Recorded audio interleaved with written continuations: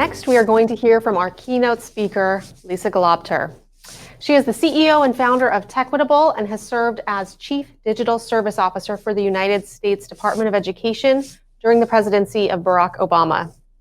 Her work continues to use technology to make workplaces more equitable. Techquitable provides an independent, confidential platform to address issues of bias and discrimination. Lisa will be joined after a short address by Kara Miller, the host and executive editor of Innovation Hub, for a Q&A. Welcome, Lisa Gelobter. Thank you for having me. I'm really excited to be here, and I love the concept of this program, and so I'm super excited to be able to participate with you all and engage. So they've asked me to speak a little bit about my journey to entrepreneurship. So I'm just going to start at the very beginning. So for starters, I'm a Black woman with a degree in computer science, which unfortunately makes me somewhat of a unicorn, which makes me cry pretty much every day.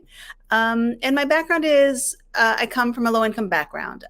So I'm a Pell Grant recipient. While I do have a bachelor's in computer science, it actually took me 24 years to graduate from college. So I got there, but it was a circuitous route, because it turns out, right, when you work full-time to put yourself through school, work 40 hours a week, it turns out college is hard. So I got there at the end, but it is not the traditional journey. One thing that's really important for me that I like to talk about is just kind of the economic impact and the difference that kind of studying computer science and being in the technology field can make a difference. So when I left school, even without a college degree, I was making 2 times what both of my parents made combined.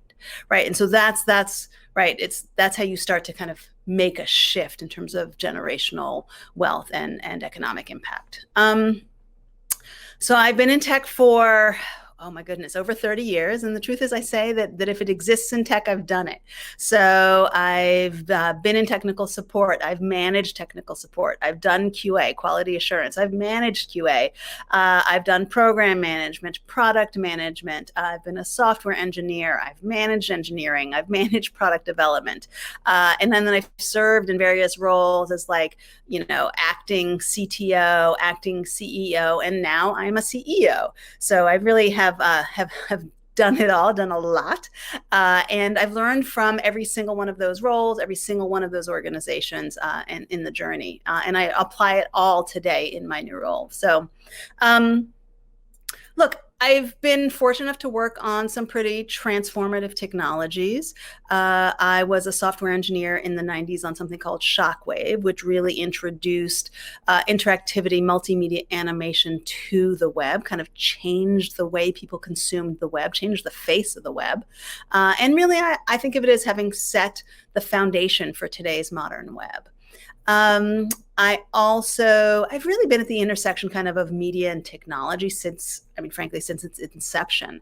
I was on the launch team for Hulu. I helped to launch Hulu, which again changed the way people consumed media in terms of the digital space. And look, my code, my products have gone out to billions of people, literally, a few different times. I also ran digital at BET, Black Entertainment Television, right? The television network, Viacom, sister company of MTV, VH1. And just the opportunity to really be creative in a creative space, in a content space, but also kind of grounded in technology and founded in digital work. So, and then I got a call from the White House. So I served at the White House under President Obama, and I was the Chief Digital Service Officer for the U.S. Department of Education. And for me, that was really where I had my aha moment, where we really could harness technology to solve what had been previously thought of as intractable problems, right? How do you make systemic level change? How do you make societal level change? So I worked on a project while I was there called College Scorecard, which the intent was really, right, President Obama's point was, there's all these kind of ranking systems out there around colleges that are based on things that don't necessarily matter, right? So things like how much money your alumni may have donated, or how many new buildings there are, as opposed to looking at success metrics of access, affordability, outcomes, right? You should look at the graduation rates of a school, right? Because if the graduation rate is 15%, you should not go there.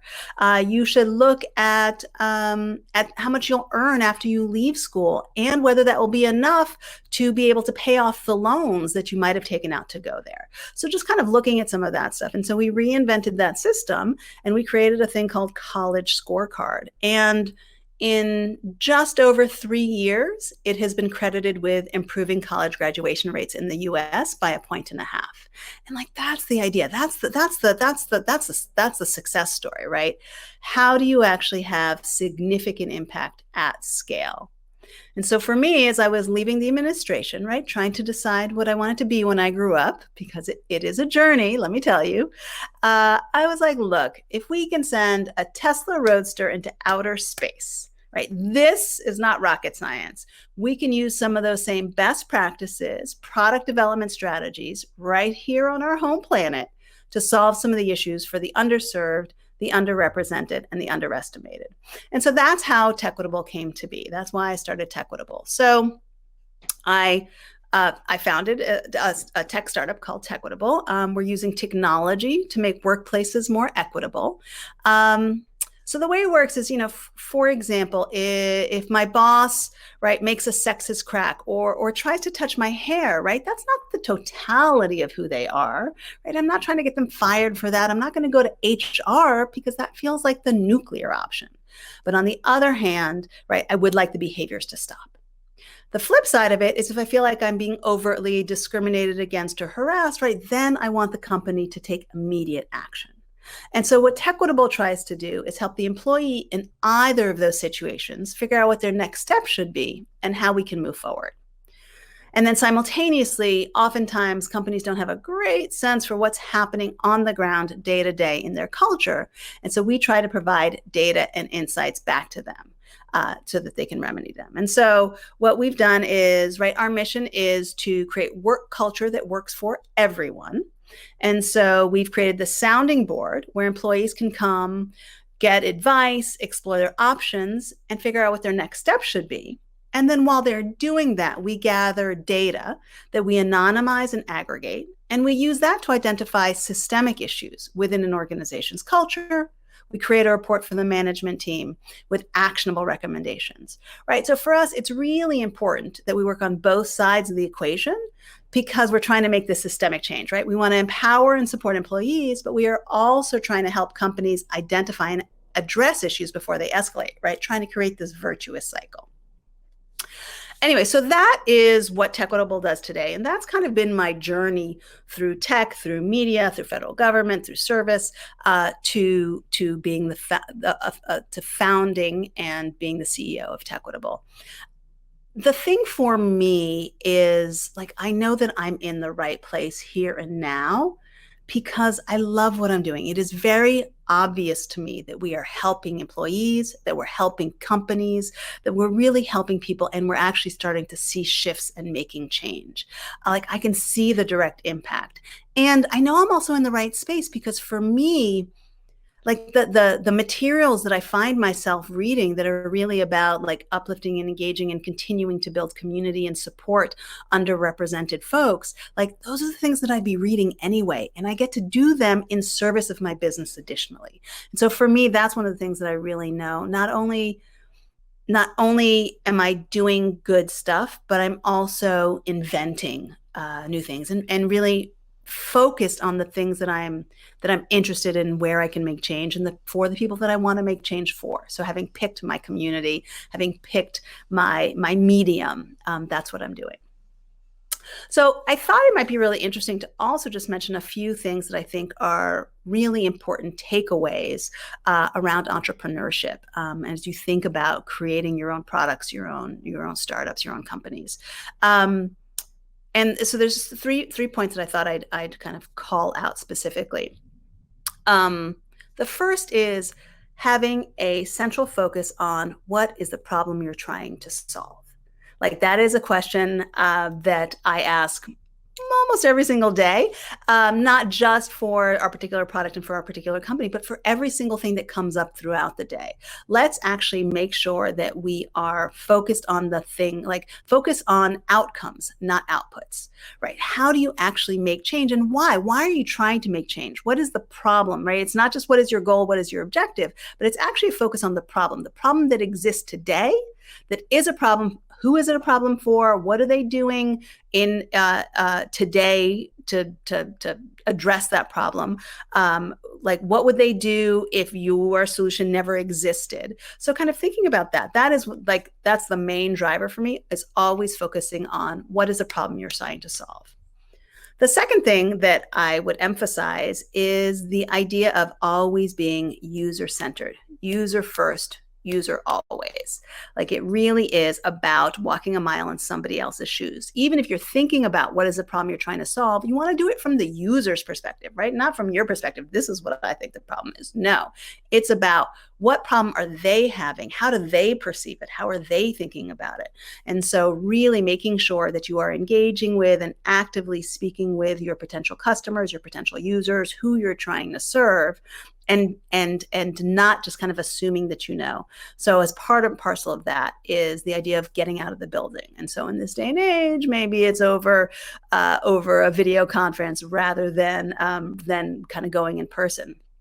But the idea of living a minute or a moment in somebody else's shoes, standing behind them as they are experiencing what they're experiencing, looking at the shortcuts they use, looking at why, asking them why they do certain things. And again, the idea is you can actually do a lot of this kind of conversation, this research, without a lot of effort. I think people are always worried about, like, oh my God, I have to talk to so many people. The answer is, the research shows that you only need to talk to between 3 and 5 people, and that you are better served rather than talking to more people. Talk to 3 to 5 people, iterate, take what you learn from that, make change, and then talk to 3 to 5 more people, right? Because 3 to 5 people will get you 85% of the way there. And then you can iterate and learn and iterate and learn. And so it is actually one of our core company values it's not fail fast, it's learn fast. So we're always learning. Everything is an opportunity to, like, all right, what can we do different? What can we do better? How do we actually learn from that going forward? And then the last thing that I would just say is, all those stories you hear about, like, quick wins, success stories, they were all 10 years in the making. None of them were overnight successes. You may have just heard about them overnight, but somebody put in the long hours of either research or trial and error or experience or background or learnings. Like, nothing comes overnight like that. It is all about making the investment, making the energy, learning, trying again, trying a new thing, failing, like not failing, learning, and continuing down that journey. And so, I just also want to prepare you for that. When you are entrepreneurial, whether it's about a new product or a new company, there are a lot of ups and downs, and being able to kind of weather the highs and the lows, and know that it really is, you got to commit for the long term. I think that's the other thing that I really, I think it's important to remember, is that, like, it's not something that's just going to turn around for you overnight or even within 1 year. Just it's a long play. And so you really want to make sure that you're working on something that you believe in, that you're invested in, that you'd actually want to do for 10 years. Because that's the thing that you should think about what it takes. So really, focus on the problem that you want to solve, focus on how it serves your user, and make sure it's something that you're really interested and committed to doing. So those are my 3 tips off the top. And I think now we're going to have a Q&A. Thank you.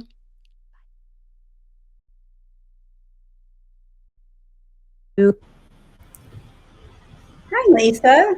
I'm Kara. Hi to everybody out there. It's great to see you, and it's great to be here celebrating such an important day, such a culmination of so much inventive work. So, Lisa, if you're up for it, I've got a few questions for you. Ready? Absolutely. Here we go. Okay.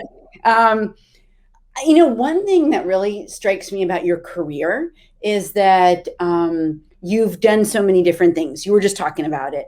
And I've talked to so many people over time even like when I was, in school, who felt like there was so much pressure when they were 21, 22, whatever it is, or getting out of college, getting out of graduate school, whatever, to figure out like what is the thing they're going to do because you don't want to make a wrong move.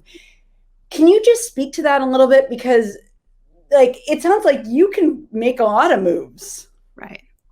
Yeah, it's funny. I was talking to somebody yesterday who's, I think, in her early 20s. And again, it's this pressure of like, oh my God, I have to decide what I want to be when I grow up. I'm still deciding what I want to be when I grow up, right? It is a journey. It is, you are deciding over and over and over again. And that's actually the thing that makes it really exciting. This kind of goes back to the thing that I was just talking about in the video, which is like, it is this cycle of learning and then, okay, making another decision and then trying it and then learning some more. And that actually applies to your career too, and your trajectory through it. And so like every job that I've taken, I've been like, all right, well, what am I going to get out of it? Meaning, what am I going to learn from it? How am I going to be a better person, a different person? Well, will I have more expertise in a certain area? Will I be more familiar with a particular industry? Will I know a customer better? And so for me, it really is depending on what I've learned. Then I figure out, well, what does that mean that I want to do next, or what's the next thing for me to kind of to take on and to embrace? And so, yeah, especially in this day and age, right?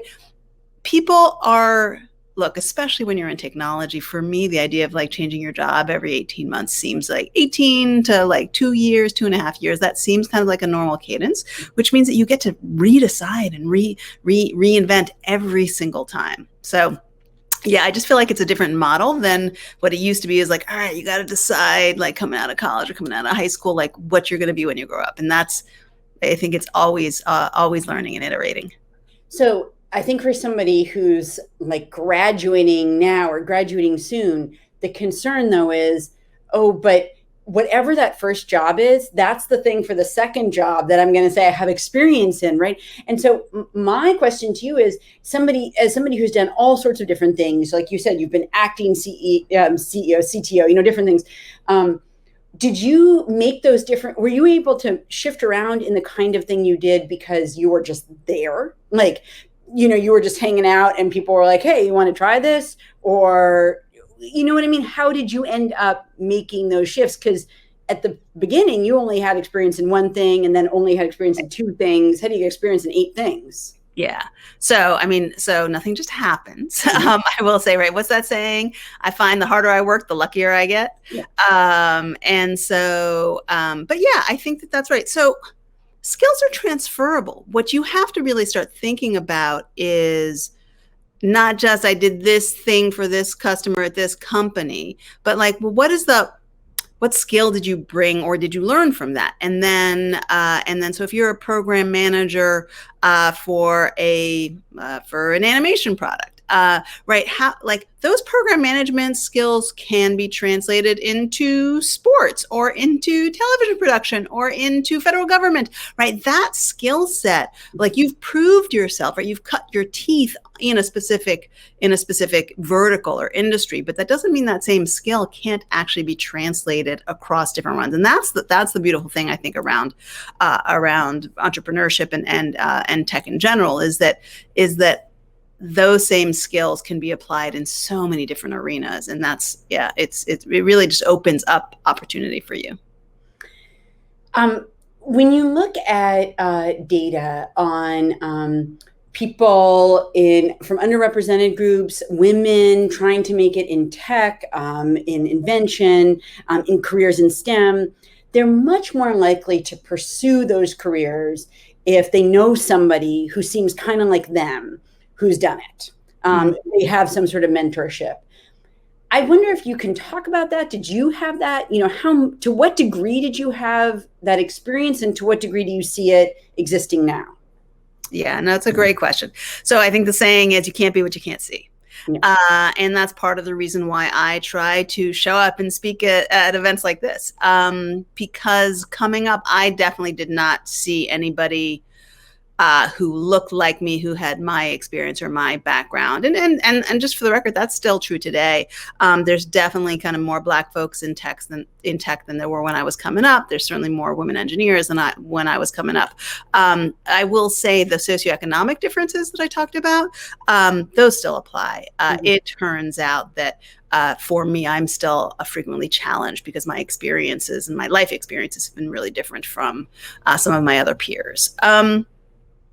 So no, I was pretty early in my field, right? It's not to say that there weren't female technologists ahead of me, because there absolutely were a ton of them. But I just happened to be on the cutting edge at the beginning of the field, of when the web actually started to take off from a consumer perspective. Right? I was just at the beginning of that switch. And so for me, I mean, like, we were reinventing everything. And so no, I think I might have mentioned one of the reasons that I went to work at BET, right, is because I'd never had either a Black person or a woman anywhere in the chain above me. And so, but what I did have, so I didn't have mentors, right? That wasn't a thing for me. But what I did have was I had friends who believed in me more than I believed in myself, and who would constantly push me forward and encourage me and actually put me up for stuff that I never would have actually even thought about or applied for. And so there's different ways to approach all that stuff, right? Around finding communing, finding your people, finding people that you can talk to. For me, and again, depends on where you're physically located and who your community is. I had to build that community outside of the tech industry, because those folks didn't exist in tech. And so, but that's okay, right? You can find those supporters, those people who will lift you up, those people who will sponsor you when you're not in the room, through all kinds of different mechanisms and channels. And so, but in terms of the bigger picture, in terms of solving for, right, this whole you can't be what you can't see, is that, for me, I really am a big proponent and an advocate for making sure that as people think about diversifying the tech industry and entrepreneurship, that it's not just about the pipeline. It's not just about bringing in more junior folks who come from a more varied background, but also what does it mean internally to promote folks? How do you actually bring in senior leadership, right? Because I think the studies also show that the more diverse senior leadership you have, the more that diversity kind of goes all the way through the chain. And so I think that's the other thing that's really important, is making sure that once folks, so there's one, getting people educated and getting people in the door. I think then the other part that's really important to think about is inclusion, is actually making sure that folks internally are feeling comfortable, feeling welcomed, feeling like they belong, and also getting promoted. And then also making sure that at the most senior levels, whether it's the board level now, or just in your senior executives, just making sure that you have enough diversity so that people can see themselves reflected. And I mean, just to be clear, it's not just, right, it's not just a social good, oh, people need to see themselves reflected, but beyond that, right, all of the studies show that you make better product if you have more diverse voices. And then it also, the financial rewards, like all of the studies show that the bottom line makes a difference if you have more diversity. So it's not just altruistic, it's like across the board. No reason to not do it. So as you were saying before, you're now involved in your current venture and thinking about like day-to-day culture in offices. How does that change? How has it been changing? And I wonder if you can step back for a minute, because it feels like this has been, in terms of employers talking about how they're going to change their day-to-day culture and do, diversity training. It's really been something people have talked about a lot, of course, in the last year. Is that real? Is that people speaking to themselves in an echo chamber? Is that a few people, but it's not really widespread? I mean, I just wonder if you can contextualize that, because it can be hard to know if things are really changing or it's just talk, or how to sort of fit it in. Yeah, there certainly has been a lot of talk in the last year. Yeah.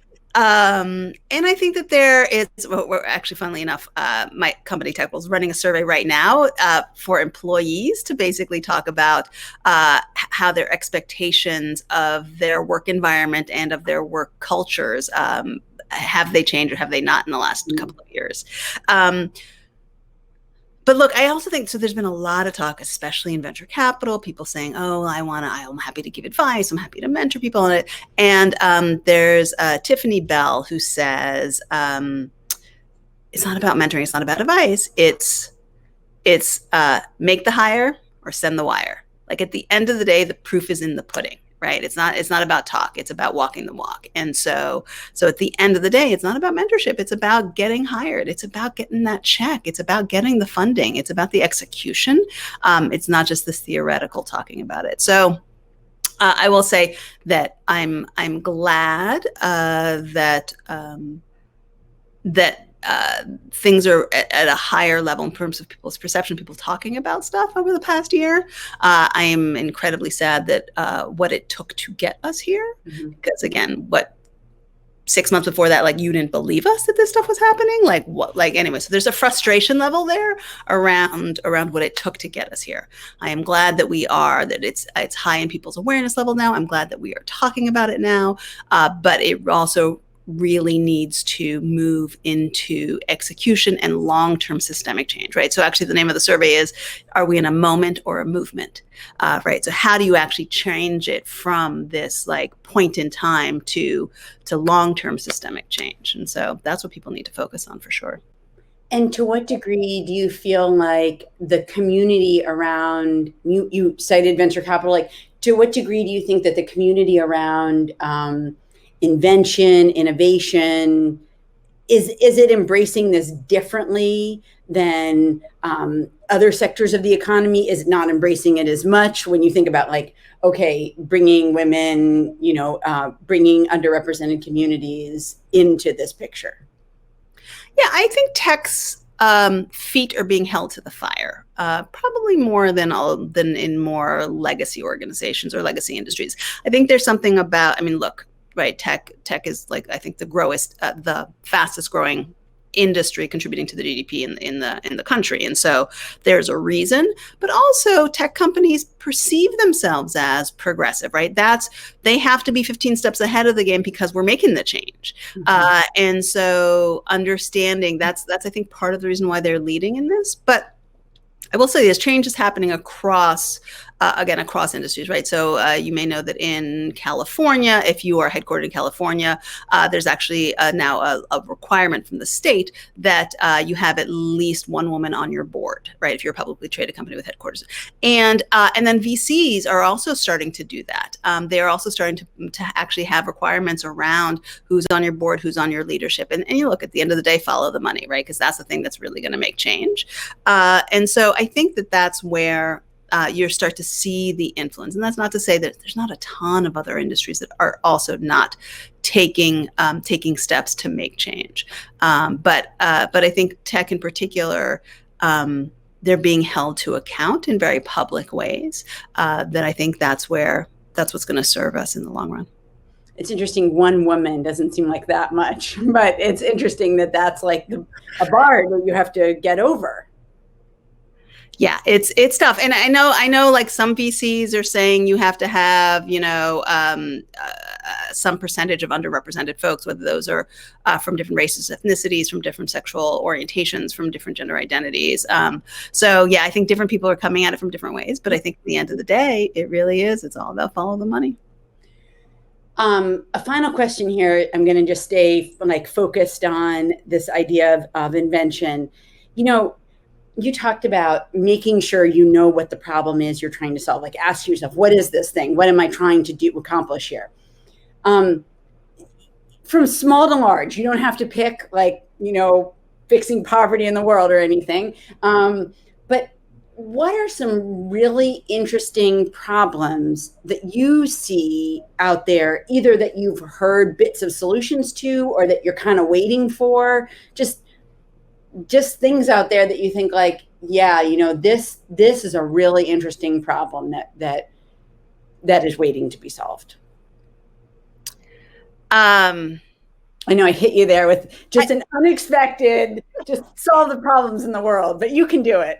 Well, but I think to me, I'm not sure I have the best answer to this, because the things that I'm invested in, the things that I care about are human beings, are people problems. problems. And so, so you mentioned yeah, no, it'd be great if we could solve folks who are homeless, right? Like issues around homelessness, issues around disparities in income, around the wealth gap in the United States, around education, around the digital divide, around there's the other thing that has come out of this past year is the pandemic and how it has had disproportionate effects on different kinds of communities.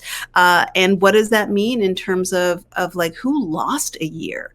How do they actually come back from that? How do you, it just kind of really shined, put a spotlight on different, the effects that it had on different communities. And so for me, that's the stuff that I'm super invested in. That's the stuff that I not just do in my work, but I also do in my spare time. And so as I think about the biggest problems to solve, to me, those are them. So you may have been asking about you want me to talk about space travel, but for me, I actually am invested in.